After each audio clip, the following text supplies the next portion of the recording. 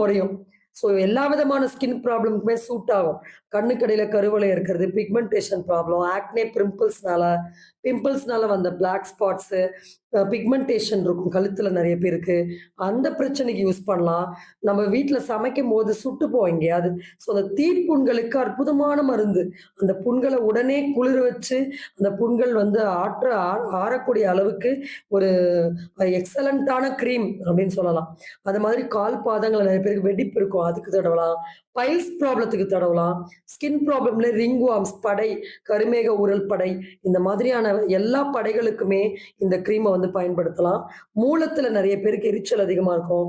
அந்த மூலச்சூட்டுக்கு பயன்படுத்தலாம். ஸோ நம்ம ஒரு க்ளோயிங் ஸ்கின் கிரீமா பயன்படுத்தலாம். நைட் கிரீமா கூட பயன்படுத்தலாம்.